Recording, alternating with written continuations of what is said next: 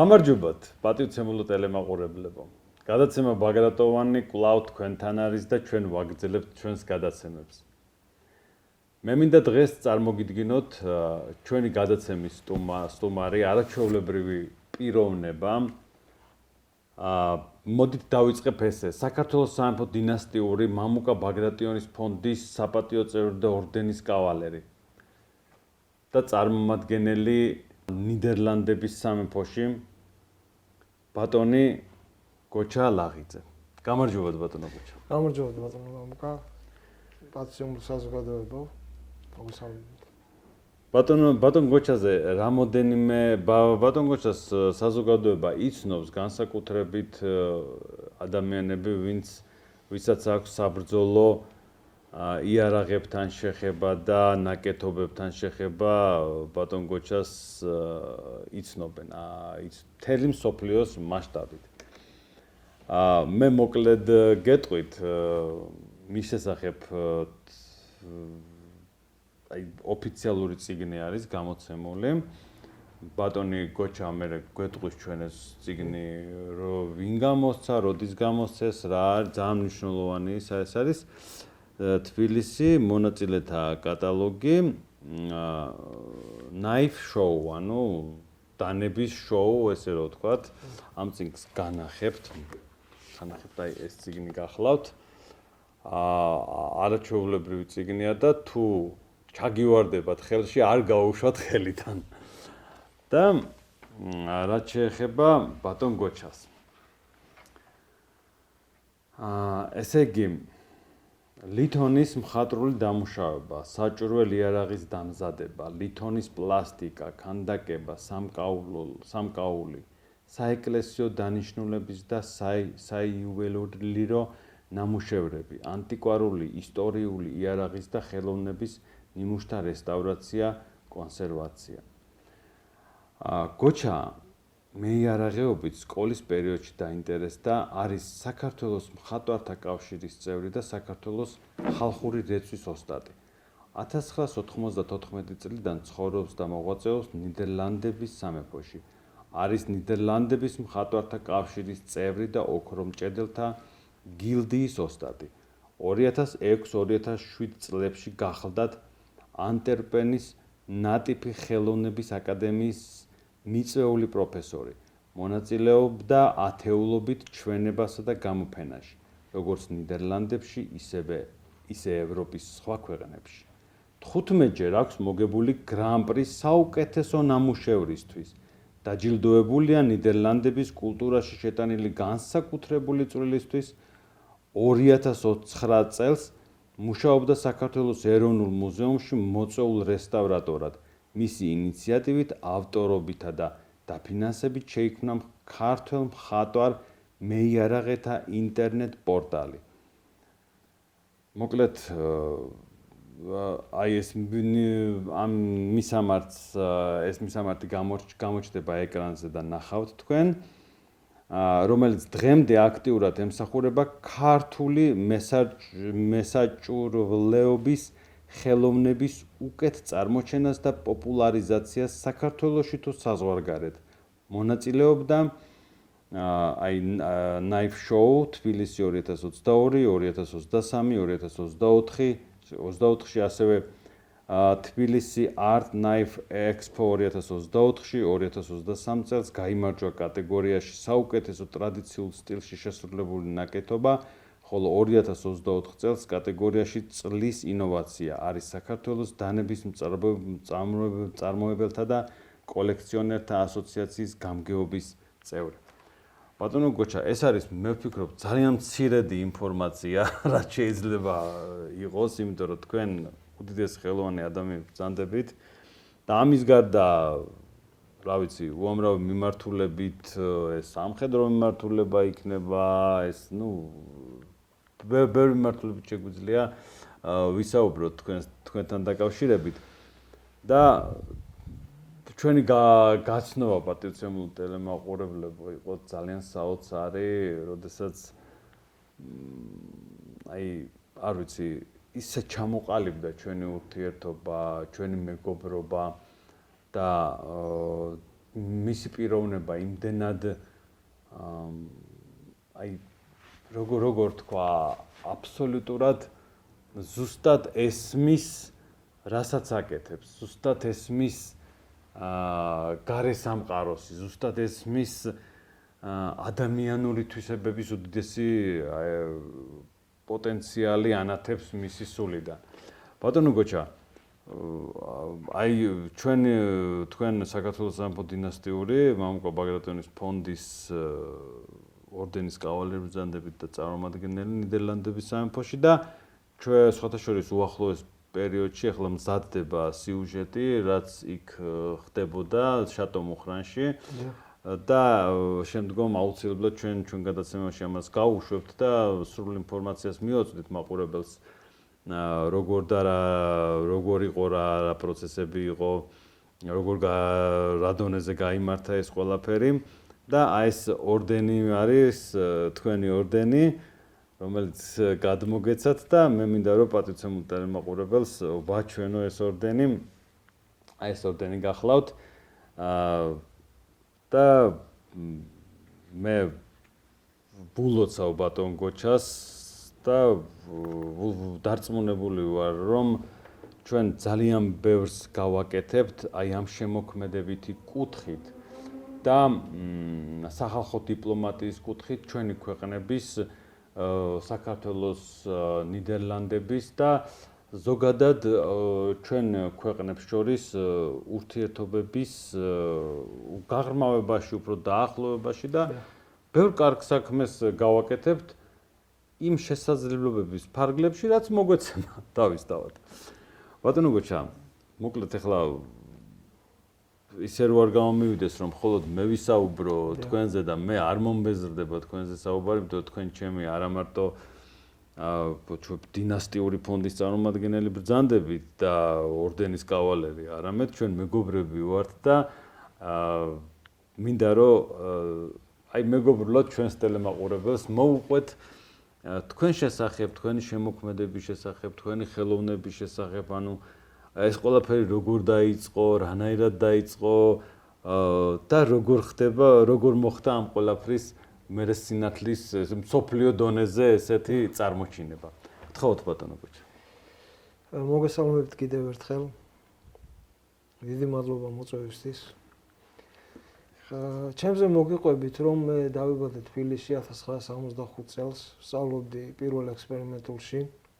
სადაც ყავდა ძალიან მაგარი პედაგოგები, რომლებიც ვიწყობდნენ ექსკურსიებს საქართველოს ისტორიულ კუთხეებში, ციხესიმაგრეებში და ეს ბავშვობიდანვე შეიძლება ბრჭყალებში თქვათ მოვიწამლე ამ საქართველოს ისტორიით და ამ ძველი ბრძოლებით და ეს გმირული გამარჯვებებით საქართველოს ისტორიით ესე რომ თქვათ. შემდეგ 3 წელი ვსწავლობდი კომაროვის ფიზიკა-მათემატიკურ სკოლაში, სადაც გვასწავლიდა ისტორიის მასწავლებელი ყავდა ჯუანშერ ჯურხაძე. ეს პიროვნება იყო. დიდოსტატის მარჯვენაში თამაშობს ზვიად ბასალარს. არ იყო თვითონ მსახიობი, მაგრამ ტიპაჟი ქონდა ისეთი. სამი თითით ღუნავდა 5 კაპიკიანს და მე კეცავდა, როგორც არსენა მანეთიანი გაღუნა იმ ფილმში. ანუ ისეთი ეს პიროვნება იყო ჩვენი რაღაც აი კოლორიტი იყო ადამიანი ლეგენდა. და მასთან შემთხვევით მოხვდი ოჯახში და ვნახე ეს ქართული საჭურველი, ჯაჭვსპერანგები, ფარები, ხმლები, სხვა სახის. ძალიან რაღაც აი ისეთი შთაბეჭდილება მივიღე, რომ მე-9 კლასში ვიყავ. რომ მინდოდა აი მეც მქონოდა ესეთი რამ, ესეთი ჯაჭვსპერანგი და მოვინდომე რაღაცნაირად არ ვიცი როგორ მოხდა ეს ავტომატურად ვერ ვიხსენებ დეტალებს, მაგრამ გავაკეთებ ჯაჭვსპერანგის პატარა ნაჭერი, ქსოვა ვისწავლე, იქ რომ მასთან შემდეგ ბერჯერ მოხდი ხოლმე, ბერჯერ მიწევდა თვითონ მოწონდა ეს რომ ჩემი ინტერესი და დავამზადე ეს ჯაჭვსპერანგის პატარა ნაქსოვი. ისე მოეწონა ეს ჩემი იდეა რომ რაღაც მაჩუკა თავისი გაკეთებული ფარი, ქართული ფარი, რომელიც ახლა სახში მაქვს ჩემ კოლექციაში, 21 წლის რო იყო, მაშინ გაკეთებული. საოცარია. შემდეგ მოვინდომე და გავაკეთე ხევსურული ჩაჩქანი. ზოგჯერ ეძახიან გუდამაყრული ჩაბალახი. ეს არის ჯაჭვის პერანგის ჩაჩქანია ფოლადის ფირფიტის. ფოლადის ფირფიტის გაჭედვაში თვითონ მომეხმარა ჯუანშერი ტყვის გდემლზე, ესე იგი ერთად გავჭედეთ და შემდეგ ამ მავთულებს, აი მახსოვს შოულობდი, როდესაც კორპუსები შენდებოდა, მუშები ზამთარში თმებოდნენ რეზინის საბურავების უკიდებელ ცეცხლს. დიახ. იქიდან რჩებოდა მავთული, აი მავთულებს ვაგროვებდი, შემდეგ ვახვევდი, ჭედავდი, თითოეული რგოლი ჩემი გამოჭედილი იყო, არ იყო უბრალოდ ყველა რგოლი იყო ნაჭედი. კოლოსალური შრომაა ეს და თან ისეთი საკმაოდ დეტალებს. დიახ, თითოეულ რგოლს დაახლოებით 4 ჩაქუჩის დარტყმა უნდა. თან უნდა დაბრწყდეს თანაბრად და წარმოიდგინეთ 10,000-ობით და 100,000-ობით დარტყმა მაქვს გაკეთებული და ამან ხელი გამივარჯიშა უბრალოდ შემდგომისთვის. ეს ჩემ დაუნებლიათ, იმიტომ რომ რო არ დაჭედო რგოლი, რაღაცნაირად არაბუნებრივი გამოდიოდა. შემდეგ იყო პოლიტექნიკური ინსტიტუტი კომაროვის შემდეგ იყო სამხედრო სამსახური უკრაინაში მსახურობდი 2 წელი. ესე რომ ვთქვა ტანკისტი გავხდი. რომ ჩამოვედი გავაგრძელე სწავლა ტექნიკურ უნივერსიტეტში, მერე დაოჯახდი და აი მაშინ დაიწყო უკვე სერიოზული დაინტერესება რომ აღმედგინა ეს თლიანად ეს ქართული საჭურველი, კერძოდ ხევსურული აბჯარი. ეს მაშინ საერთოდ არავინ არ მუშაობდა ამაზე, ესე რომ ვთქვათ, აკეთებდნენ სოლანი არსებობდა ესეთ დაწესებულება. სუენირ ხანჯლებს 1 ან 2 მუშაობდა ცოტა უფრო მხატვრული იარაღებზე, ეს იყო გურამ გოგიშვილი და გურამ გაბაშვილი მხატვრები და აი მეტი არავინ. და აი მაშინ დავიწყე ეროვნულ მუზეუმში, მაშინ ერქვა საქართველოს ისტორიის მუზეუმი, იქ იყო მესამე სართულზე ხევსურული აბჯარი და სხვა იარაღებიც. იქ მივდიოდი, ფოტოაპარატი არ მქონდა, ესე იგი ამ როეულში, ის როეული ახლა შენახული მაქვს, ვიხატავდი ამ ვიტრინის უკან როგორი იყო და ესე ზეპირად სწავლობდი ამ ხევსურული იარაღს, ხევსურული აბჯარი შედგება. და მე ამას რო გადმოიხატავდით, ამას მე ამზადებდი. დაახლოებით სახაზავიც მქონდა, ესე ვიტრინის უკან ზომავდი. შემდეგ მიმართე კოტე ჩოლოყაშვილს, ეს იყო ბატონი კოტე, რომელიც იყო მაშინ იარაღის ფონდის მცველი ეროვნულ მუზეუმში და მან შემიყვანა ფონდებში, სადაც უკვე უშუალოდ ხელით შევეხე ამ ქართულ საჭურველს და დავამზადე ეს ხევსურული აბჯრის ერთი ანაკრები, ესე რომ ვთქვათ. თავისი ჩაჩქანი, ჯაჭვის პერანგის სამკლავეები, საფუხრეები, საფუხრე არის ჯაჭვის ხელთათმანები, ქამარი, ხმლის საკიდი, სამხარიღლიო, დაშნა ხევსურული ხანჯალი და საჩერნენი. საჩერნენი არის ფეხებზე გასაკეთებელი ჯაჭვი. საბარკო. რა საოცარი განცდა არის თან ამას რო ამზადებთ, ხომ? აი ეს ხო მეომარია, ის გადის ბრძოლაში, ანუ ის დროთა განმავლობაში მიიღო ეს ფორმა, ხო? იქ რამდენი იფიქრეს, ხო, როდესაც ამზადებდნენ ამას და ყველა დეტალია გათვლილი და აი სამკვდრო სასიცოცხლო ბრძოლა, ანუ სიკვდილზე მიდის ადამიანი ბრძოლაში რო შედის, ხო, ანუ ამის ყოველთვის მზად არის და აი ამის აღჭურვილობა, ფარი, რომ აი იყოს მისი დაცულობა, რამდენად მნიშვნელოვანი და ხარისხი. და ხარისხი. რა თქმა უნდა, ხარისხი იყო გადარჩენის პირველი სულ აი ვაკვირდებოდი, იმიტომ რომ ესე ბრმად. აი საინტერესოა ეს განცდა მინდა ზუსტად რომ აი გადმოვიდა. ბრმად მაგალითად ხევსურული ფარი არის ბევრნაირი და აი სხვადასხვა მოდელებს ვნახულობდი და რაღაც ჯერ ესთეტიურად უნდა ყოფილიყო ხარისხობრივად ძლიერი და შემდეგ ლამაზი. აი ესე უყურე ჯაჭვის პერანგის მაგალითად რგოლების დამუშავება, ფოლადი, ხმლის ფოლადი უნდა ყოფილიყო ნაწრთობი. სულხან საბას უწერია რომ ხმალს აღწერს რაღაც საოცრად ბევრი სიტყვებით, მაგრამ მოკლედ ამბობს, რომ ძვალთა და რკინათა მკვნეტელ დათვით უნებელ. აი ეს არის ხმლის ყველაზე მთავარი ღირსება. და აი ამას ვთვლობდი ჩემი ხმლებით ლურსმნებს ჩეხავდი, არ უნდა დატყობოდა ზედ. და ეს რო გავაკეთე, ეს შევასრულე ეს კომპლექტი, ჩემი მშობლები მუშაობდნენ მაშინ ცეკას გამოცემლობა ერქვა. და იქ იყო ესეთი გაზეთი ახალგაზრდა კომუნისტი, რომლის რედაქტორი იყო პაატა ნაცვლიშვილი. და მათ გააკეთეს ჩემზე საკმაოდ ვრცელი სიუჟეტი გაზეთში, გვერდით ბიტლზი მღეროდა ესეთი, რადგან ბიტლზი მიყვარდა ძალიან და მუშაობის დროს ჩართული მქონდა ხოლმე და ეს ძალიან ესეთი სინთეზური მომენტი ახლა ბიტლზები და ამ დროს აბსოლუტურად ქართული ძველი ტრადიციული იარაღი. და ესე მთხოვეს რომ ჩამეცვა ეს აჭვერი რუსთაველზე გამიარა და ძალიან მერიდებოდა ძალიან არა, მაგრამ ხათრი ვერ გაუტეხე. ჩავიცვეს ჩემი შექმნილი აბჯარი და რუსთაველზე და თან თვალს ვარიდებდი, ხალხი მიყურებდა, ეს იყო და ფოტოგრაფი იღებდა თავის საქმეს. და ეს რო გავიდა, შემდეგ უკვე ტელევიზია დაინტერესდა. საქართველოს პირველი არხი იყო ხალხური შემოქმედების რედაქცია, ქალბატონი დელა კვაჭაძე იყო რედაქტორი, შემდეგ დაინტერესდა ვრემიას კორესპონდენტი, აღარ მახსოვს სახელი, ცნობილი ჟურნალისტი. და ამის შემდეგ უკვე დავიწყე ვიღებდი დაკვეთებს. ქართველი მხატვრებისგან პირველი ჩემი დამკვეთები იყვნენ ქართველი მხატვრები, პროფესორი ნიკო ხერკელაძე, კიდე სხვა მხატვრები და ცნობილი მხატვარი არც გარდაცვლილი ზურაბ წერეთელი.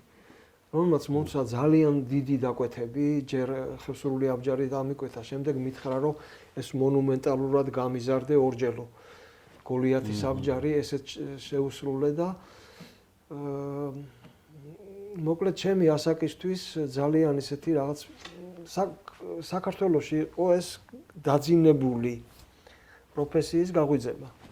ჩემს გარდა არავინ არ აკეთებდა ამას, ეს იყო 87, 86, 87, 88, 89 წელი. უდიდესი საქმე წამოიწყეთ თქვენ. ეს მართლაც მიძინებული იყო და ამის ეს გააცოცხლეთ. ამითი გააცოცხლეთ თელი ჩვენი ისტორიული წარსულის ისტორიის გარეშე და ფესვების გარეშე და ამის გარეშე მომავალი არ არსებობს. მე სულ მაქვს ხოლმე აქცენტი, რომ ჩვენ სულ ვამაყობთ ჩვენი ისტორიით, რაც ნამდვილად ესეა და ყოველთვის ცივილიზაცია იყო იქ ჩვენ ვიყავით, ყოველთვის ნაწილი ვიყავით ცივილიზაციის და ძალიან მინდა რომ მომავალიც აი პატრიციონული და მაყურებლებო ხაზი მინდა გავუსვა რომ აი დღესვე მოხდეს და დღესვე დაიწყოს ის პროცესები რა პროცესებიც ჩვენს ქვეყანას აწმყოში აი ეხლა ამ პერიოდში ამყოფებს ბედნიერს და გახარებულს ანუ ეხლაც ვიქნებით ოქროს ხანაში აი ეს იმის სურვილი მაქვს რომ წარსულს მოუაროთ ამ წარსულის გამოცდილებით აწმყოში მოძლიერდეთ და აწმყ შევქვნათ აი ძლიერი სახელმწიფო და ისეთი რომელიც გვეკადრება ესე რომ ვთქვა და ეს უდიდესი საქმე არის იმიტომ რომ თვითმყოფადობა ჩვენი კულტურის თვითმყოფადობა აი ეს სუნთქვა ეს ხო ცოცხალია ყველაფერი და თქვენ ეს გააცოცხლეთ და გამოიტანეთ რა ეს უდიდესი საქმე არის უდიდესი ეროვნული საქმე არის და ძალიან დიდი მადლობა მინდა გადაგიხადოთ მე ბაგრატიონების სახელითაც აუცილებლად მინდა რომ აი ტელემაყურებელმა ეს პირდაპირ გაიგოს ეს ყველაფერი რომ ჩვენ მივესალმებით და ვცდილობთ ყველანაირად რომ ეს ჩვენი კულტურა და ჩვენი თვითმყოფადობა იყოს დაცული და წარმოჩინებული და აი თქვენ არ ვიცი ძალიან დიდი მადლობა ამისთვის რომ ესეთ გააგრძელოთ ახლა გთხოვთ უკაცრავად ცოტა რთულია მაგრამ მაინც მინდა რომ მოკლედ რა თქმა უნდა აუცილებლად ზუსტად ეს არის მნიშვნელოვანი რომ თქვენნაირ ადამიანს ახალგაზრდებმა უნდა გაიცნონ უფრო ახლოს და რა ვიცი, უნდა ქუჩაში მოვიდნენ, გაგესაუბრონ, გითხრან, რომ აი რა ეს ანუ პირიქით არის ესეთი გამოთქმა ხო იცით სახარებაში, რომ სანთელს არავინ დგამს მაგიდის ქვემოთ. ისაც სინათლე და ის რაც ესეთ არის ყოველთვის მანათობელია და მე გამგზის არემარეს გამშუქებელი ის უნდა იდგეს ყოველთვის მაღლა. და ეს პიროვნება ხარ თქვენ. მადლობა. გავაგრძელებ. დიახ, გააგრძელეთ გთხოვთ. იყო ესე იგი მის მერე მქონდა ორი დიდი გამოფენა, ერთი იყო პირადი კერძო გამოფენა, პერსონალური გამოფენა არა, ნამუშევრები წაიღეს ავსტრიაში, ინსბრუკის მერიაში იყო ჩემი ხევსურული აბჯარი გამოფენილი. 3 თვის მანძილზე ეს გააკეთა კულტურის სამინისტრომ და შემდეგ იყო მხატვართა სახლში გამოფენა მიმიწვიეს ღიაცის მუზეუმში სახელოსნო მომცეს იქ და 2 წელი იქ ვიყავ. შემდეგ დაიშალა საბჭოთა კავშირი 91 წელს საქართველოს გახდა დამოუკიდებელი ყველას ხარო და მაგრამ ფაქტიურად მოთხოვნილება ისეთი ძალიან ნაცრისფერი პერიოდი დაიწყო მე ომები და მაგ დროს ვიყავი უკვე სამხედრო სტრუქტურაში 4 წელი რაზეც ძალიან გული გამიტყდა იქაც ესე რომ ვთქვათ იდეალები დამემსხვრა და გადაწყვიტე ისევ ჩემი ორი ხელით გამეკვალა გზა შემდგომისთვის და წავედი ემიგრაციაში ნიდერლანდების სამეფოში. ნიდერლანდები ავირჩიე იმიტომ რომ ქონდა ინფორმაცია რომ იქ ქართველები ომობდნენ და იყო ქართველებს იქ ძალიან დიდ პატივს სცემდნენ. იყო ქართული საძმო სასაფლაო და თუმცა სტრატეგრი არ იყო, მაგრამ აღმოჩნდა შემდეგ, მაგრამ აი ნიდერლანდებში ვიყავი. ესე იგი, ნიდერლანდებში ცხოვრების მეორევე წელს მიმიწვია სამეფო მუზეუმში გამოფენა პატარა ღია კარის დღეზე გამოფენა გავაკეთე, ვაჩვენე ჯაჭვის პერანგი როგორ კეთდებოდა. ესე იგი ჯაჭვის პერანგის თითო რგოლი უნდა იყოს დაჭედილი, შემდეგ ერთმანეთზე დადებული, გახრეტილი და ფარეშით დამოკლონებული. და ეს პროცესი ვაჩვენე როგორ კეთდება თავიდან ბოლომდე და იქ იყო უამრავი დამსწრე, 2 დღე ეგრძელდებოდა. ბავშვებიც იყვნენ და სულ აი რაღაც მოეწონა უკან საქართველოს დროშა მქონდა.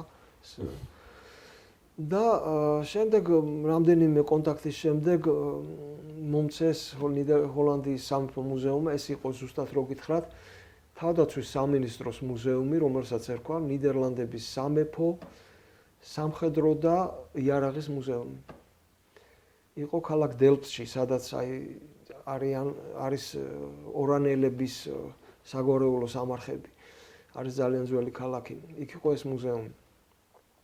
და შემომთავაზეს, ესე იგი, ნიდერლანდელებს ჰქონდათ 80 წლიანი ომი ესპანელებთან მე-17 საუკუნეში, 1017 საუკუნეში და მაშინ იყო ნიდერლანდების მეფე არ ყავდათ, იყო აი ქვეყნის თავი, სტატჰაუდერ, ქალაქი მმართველი, იყო პრინც მაურიც ორანელი, რომელმაც ჩამოაყალიბა რეგულარული არმია და ის იყო მთავარი ფიგურა ნიდერლანდების რეგულარული არმიის ჩამოყალიბებელი, იყო ქვეყნის მმართველი იყო, მაგრამ ამ დროს ცხოვრობდა კაზარმებში, იყო უბრალო ჯარისკაცივით და ის იყო მთავარი ფიგურა და იყო ამ 80 წლიანი ომი დამთავრდა ზავით, რომელიც დაიდო ქალაქ მუნსტერში, გერმანიაში და ამ ზავისადმი მიძღვნილი 400 წლის იუბილე. რომელზეც ნიდერლანდების 4 დიდმა მუზეუმმა, ეს სამხედრო მუზეუმი, რაიქს მუზეუმი, სადაც რემბრანდტი და კიდევ 2 მუზეუმმა თავიანთი თემით გააკეთეს გამოფენები და სამხედრო მუზეუმმა ეს სამხედრო ასპექტით, სადაც ეს პრინც ორანელი იყო მთავარი ფიგურა. და ზუსტად ამ დროს ჰქონდა მე ეს გამოფენები, ეს მთავარი კონსერვატორი და მეორე კონსერვატორი ძალიან პოზიტიურად ჩემს მიმართ და წერილი მივიღე სრულიად მოულოდნელად ეს წერილი ჯერ მარტო ის სამეფო მუზეუმიდან გვირგვინებით ფარველი ბატონი ნიდერლანდების უმაღლეს მისი სამეფო უდიდებულესობა პრინც ბერნარდი ნიდერლანდების და ესეთი რაღაცები წერია წერილზე ისე საბჭოთავი რომ მივიღეს წერილი და თავაზობდნენ რომ ამ პრინც ორანელის აბჯრის ასლის შესრულებას და თან ახლდა ამ წერილს 33 ფოტო A4-ზე პროფესიონალი ფოტო და თხოვდნენ რომ გამეკეთებინა შეთავაზება. ეს თვითონ ეს ორიგინალი აბჯარი იმყოფება დღესაც Kunsthistorische Museum ვენის ჰოფბურგში. სადაც აი ბუნებრივად არის ამ მონარქების და პრინცების და ესეთი ცნობილი ხალხის აბჯრები იმავე დროიდან აგროვებდა ეს მუზეუმი. და პრინც მაურიც ორანელმა დიპლომატიური თვალსაზრისით აჩუქა ეს თავისი სამხედრო კოსტუმი. ამდროს ნიდერლანდებში არა აქვთ ეს. არა აქვთ. არც ჰერცოგ ფერდინანდ ფონ ტიროლ ესეთი იყო მართველი ავსტრიაში, რომელიც ფანატიური კოლექციონერი იყო და აგროვებდა მნიშვნელოვანი პრინცების და მეფეების აბჯრებს და ის დიპლომატიური საჩუქარი გაუგზავნა. იქ იყო შემონახული. რა თქმა უნდა, პრინც ორანელს ექნებოდა სხვა აღჭურვილობაც, მაგრამ არ არის ცნობილი, ჰოლანდიას არ ქონდა ნიდერლანდებს. არც ერთ კოლექციაში და ეს თხოვეს.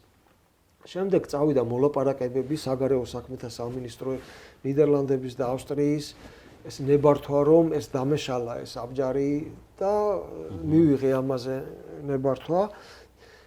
გაფორმდა ხელშეკრულება 22 გვერდზე გადაჭიმული ეს ყველა დეტალი აბსოლუტურად 4-ხად გაიყო ეს ხელშეკრულება ჯერ მუზარადი შემდეგ კომისია მუზარადზე მეტყოდა კარგია შემდეგ კერდის აბჯარი მთელი ის პროცედურა იყო და ყველა გვერდზე პეჭდები და ასე რაღაც ჩემთვის იყო სხვა სამყაროში მოხვედრა ჩამოიტანეს ნიდერლანდელებმა ეს აბჯარი დროებით თვითონ ავსტრიელებმა ჩამოიტანეს 1 წლით რომ იქ გამოფენილიყო და მე შემძლებოდა მისი აზომვა შესწავლა.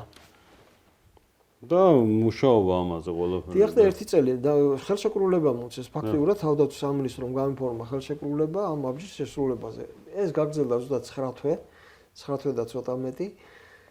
და აი ეს პროცესი ჩემთვისაც ახალი იყო, უბრალოდ ქართული საერაღო კულტურა სხვა არის ვიდრე ევროპული ჯავშანი, ეს ყინის კაცია, ესე იგი ფაქტიურად და ეს უნდა გამოიჭედოს. თან ექსპერტებმა ესე იგი მთელი კომისია იყო, იმათმა უნდა მიიღონეს და თქვან რომ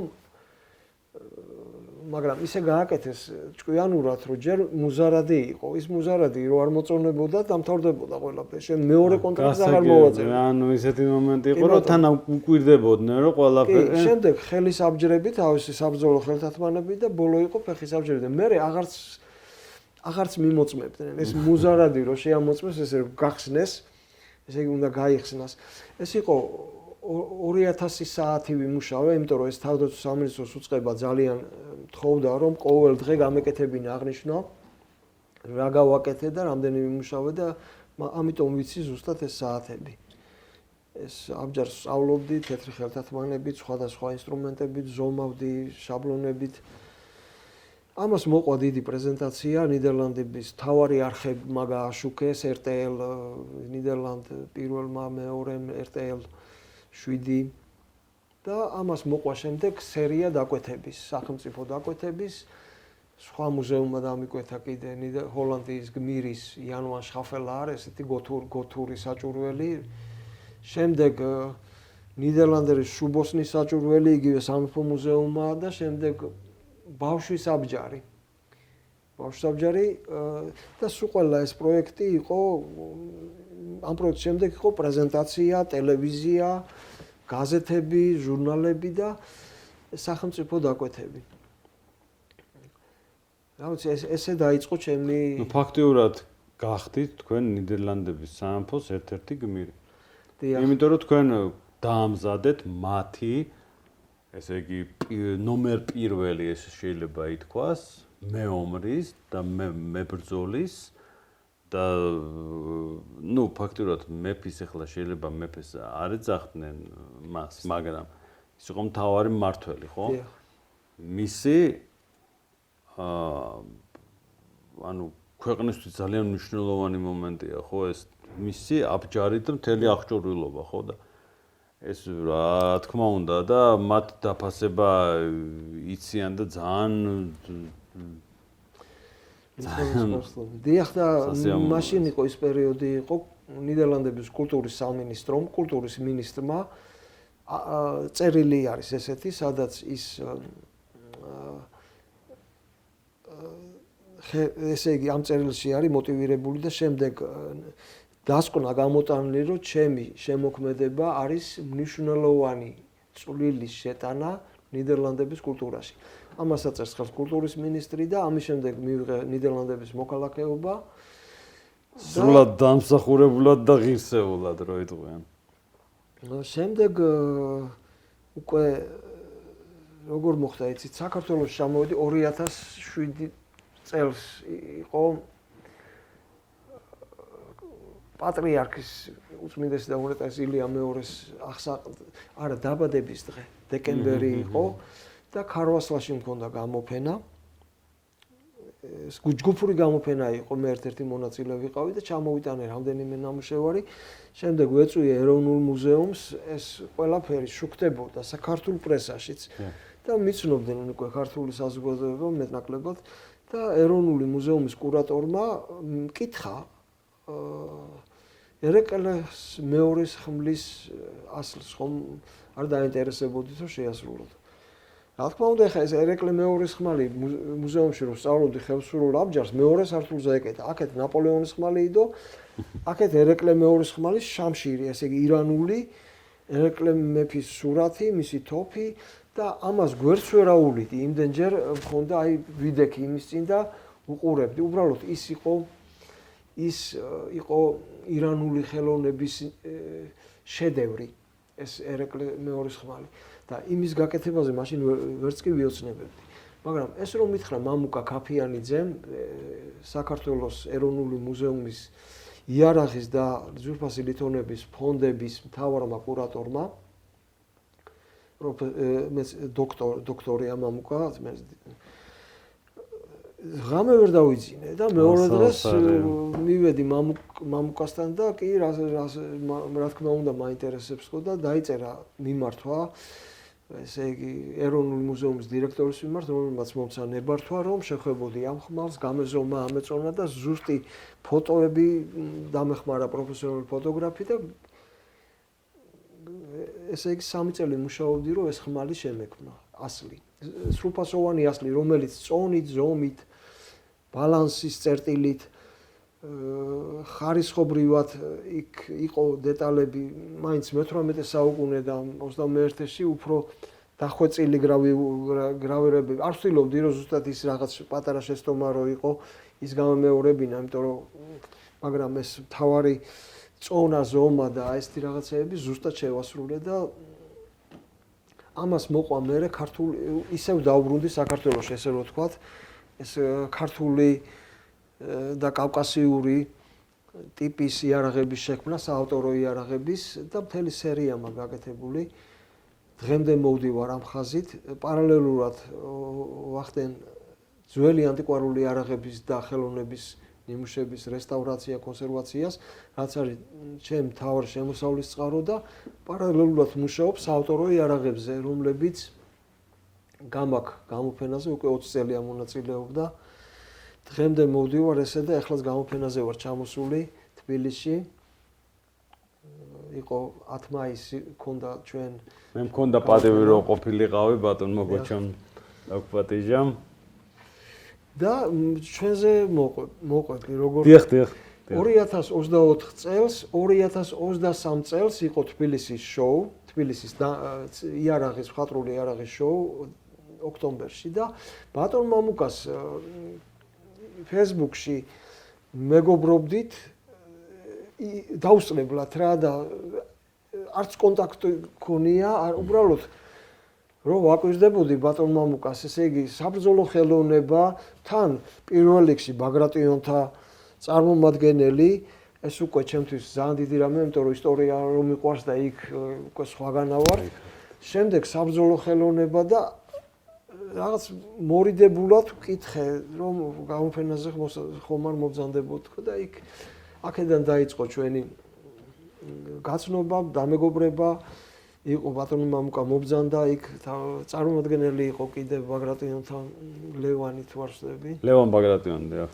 მეუღლე იყო თქვენი და ინდო და იყო ჩვენი ფონდის წარმომადგენელი ინდოეთში და აღმოსავლეთის ქვეყნებში ბატონი დარპან პრაშერი.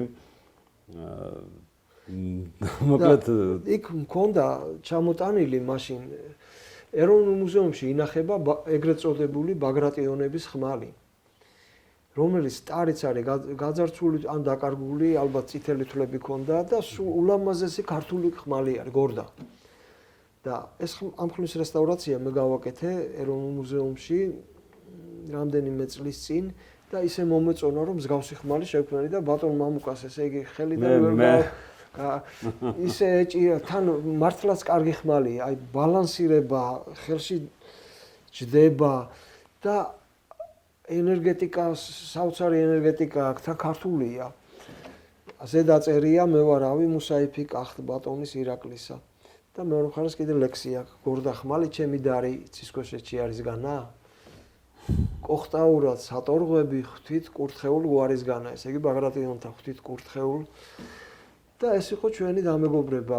აი თხელი რომ მოვკიდე, ვეღარ ვუშვებდი. ახლა მე აღმოსავლური ორთაბრძოლების ექსპერტი ახლა ვართ ვინც არის ის ნუ ვინც მიცნობს და იცის და საბრძოლო იარაღებთან და ხმლებთან განსაკუთრებით აბსოლუტურად სხვა დამოკიდებულება მაქვს.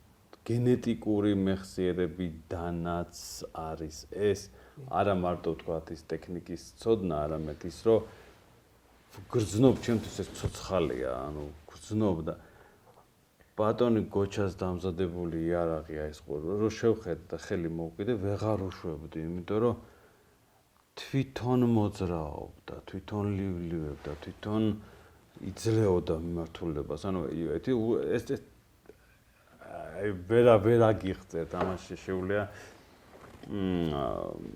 თუმცა აღქმა აბსოლუტურად ყველა ადამიანის სულში იბადება. აი და არ უნდა ბევრ სიტყვებს აღარ ჩავდებ ამაში, ეს საოცარი განცდა იყო და შედგა ზუსტად მაშინ ჩვენი ეს დამეგობრება, აი კონტაქტი, რომელიც დაიწყო და დაიწყო. საოცარია ცხოვრება. ნამდვილად. მართლაც. და მით უმეტ თქვენი სიყვარული ისტორიის მიმართ, აი მე ავიღებ ახლა იარაღებს, ბატონი გოჩას დამზადებული იარაღებს, ეს არის აი ვერ წარმოიდგენთ როგორი სინატიფით, როგორი აი ყოველი დეტალი, აი ყოველი თვითონ აი ნებისმიერი, აი როგორ თქვა, არა მარტო დეტალი, რომელიც აი ამ იარაღებს გააჩნიათ, არამედ შემიძლია ვთქვა, რომ აურაც მის გარშემოც კი ისეთი ენერგეტიკა აქვს, რაღაც საოცარი, მართლაც საოცრებაა და აი ვერ მალავ მე აღფრთოვანებას და ის სხვათა შორის მათემატიკური ნიჭის აბსოლუტურად ჰარმონიული შერწყმა შემოქმედებით ფორმაში ეს ძალიან ისეთი სინთეზია რა, აი კომაროვი ახსენეთ, მათემატიკა ამას თითოეულ დეტალს მათემატიკურობაც უნდა და აი შემოქმედებითი სულიც.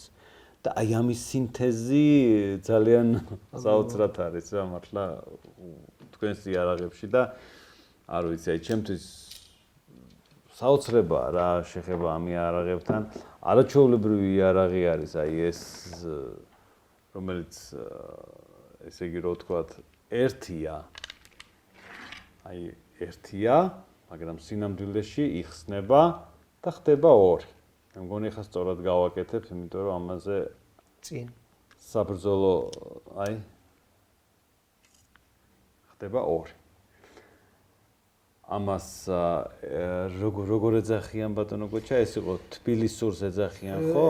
ზოგიერთ პუბლიკაციაში ვიკითხულობთ თბილისური გასახსნელი ყამა, თბილისური გასახსნელი ხანჯალი, თბილისური გასახსნელი სატევარი. ესე მოიხსენიებენ. და ზურგს უკან ერთი ხანჯალი მიქონდა და ადამიანს მე ვთქვათ რაღაც ექსტრემალურ სიტუაციაში და ხსნიდა და ორი ქონდა. ანუ საიდან გაკეთდება შეტევა, რომელი მხარეს უკვე ორივე მხარეს ორივე მხრიდან მოსალოდნელია შეტევის გაკეთება. საოცრებაა მართლა რა. საოცრებაა. მე მგონი სწორად ჩავსვავ ახლა ამას ძალიან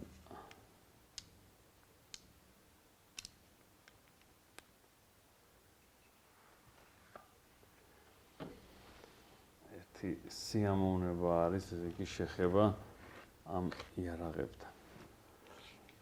და აი საოცარი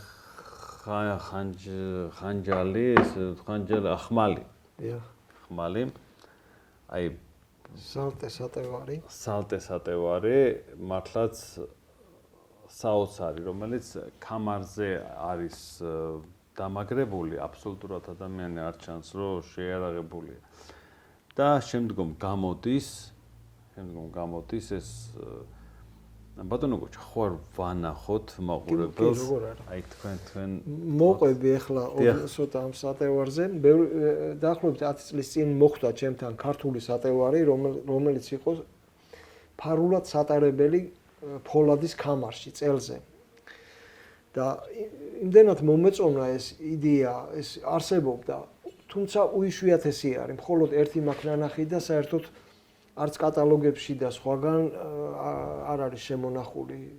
ყოველ შემთხვევაში დღეს მთელი კოლექციები, რაც კი არის მსოფლიოში, ასე თუ ისე გაშუქებული არის და ეს იყო ერთ-ერთი ეგზემპლარი მომიტანეს რესტავრაციისთვის ბელგიელმა კოლექციონერებმა და ისე მომეწონა, რომ გავაკეთე ახალი ესკიზი და შევქმნი მსგავსი სატევარი. ეს სატევარი სახელი ქვია ლაღი.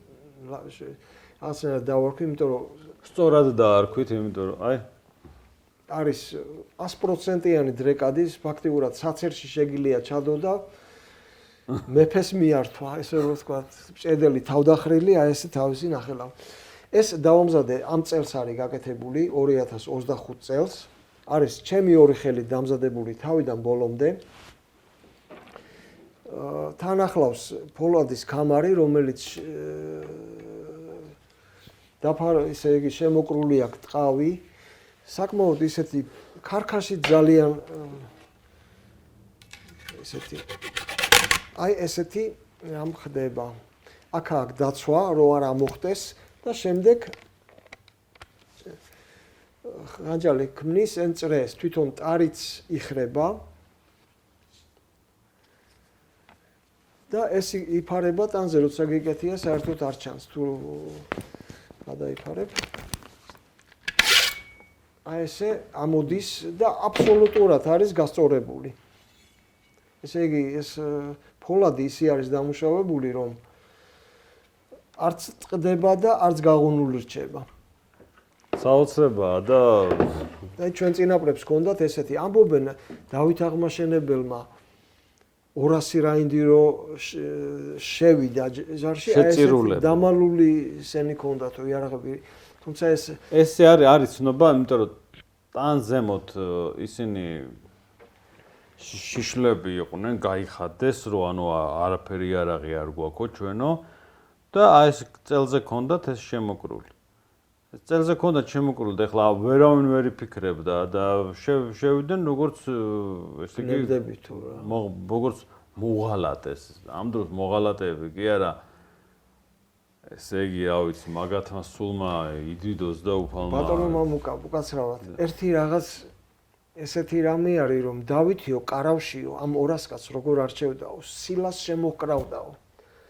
სათითაოთო და შედიოდა ესე იგი ეს სილა თუო მეფეზე გაიწევოდა, ის კარგი იყო. აი ესე, ნუ ახლა მეფეს რა, მაგრამ თუ მორჩილად დახრიდა თავსო, ის ეს შეიძლება უფრო მხატვრული ფორმა არის, მე ვიტყვი ერთ რამეს. ცალსახად ესენი იყვნენ ფშავ ხევსურები. მთიულეთი, ხევსურეთი, ფშავი. ანუ აი დანამდვილებით შემილია ვთქვა და იქ იყვნენ უძველესი სხვადასხვა ჩვენი გადაცემებით ვცდილობთ რომ აი ეს უძველესი ჩვენი კულტურა ფშავ ხევსურეთის ძალიან ეს არის იცით რა ცოდნა არის რა ცოდნას ფლობენ დღესაც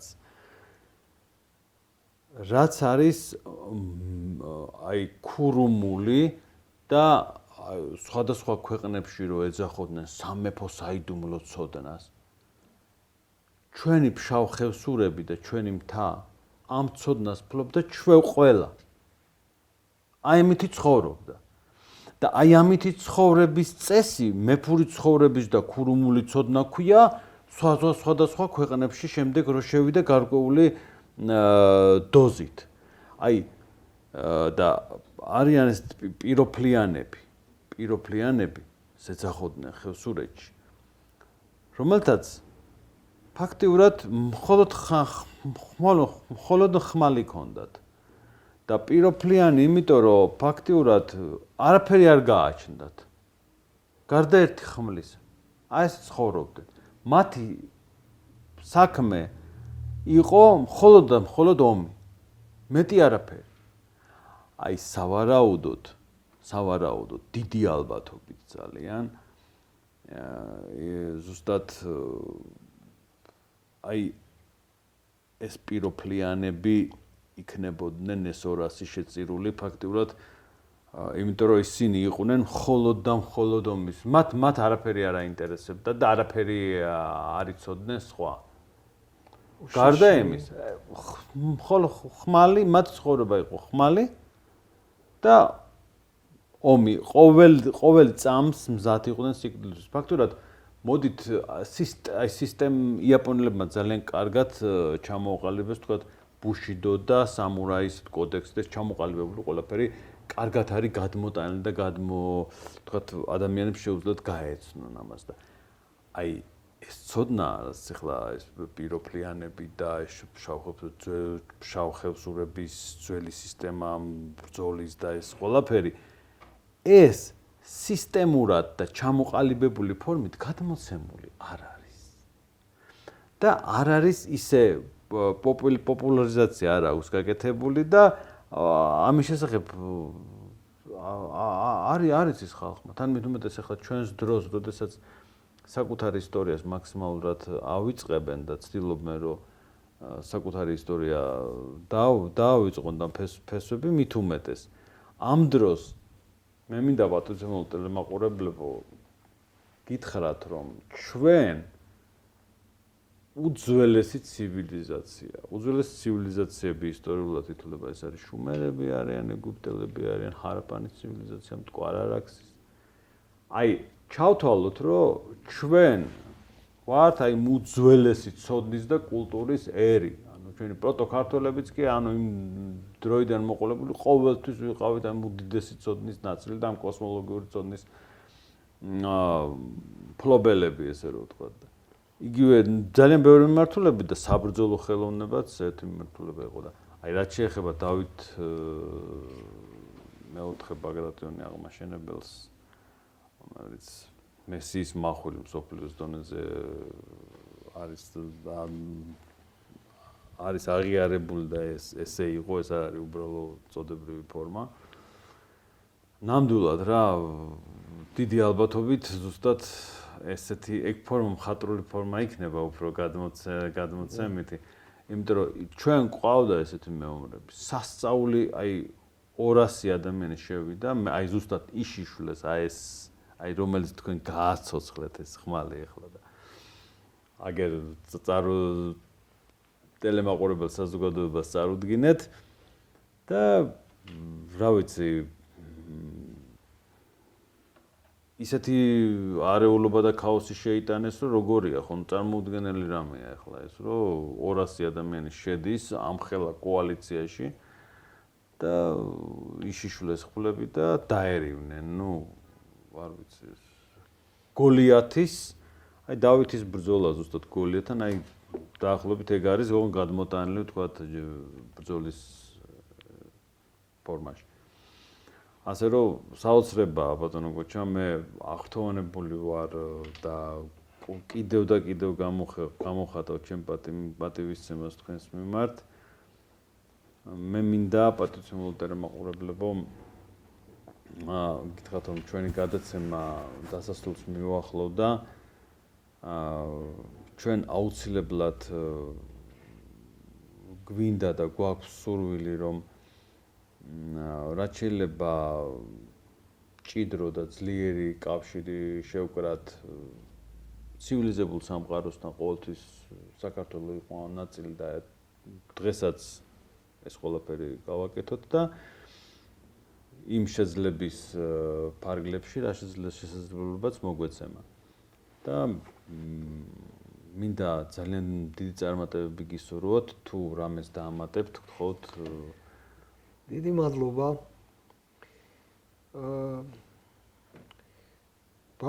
დინასტიურ მამუკა ბაგრატიონის ფონდ ბატონ მამუკამ პატივი დამდო გადმოცა ეს საპატიო წევრობა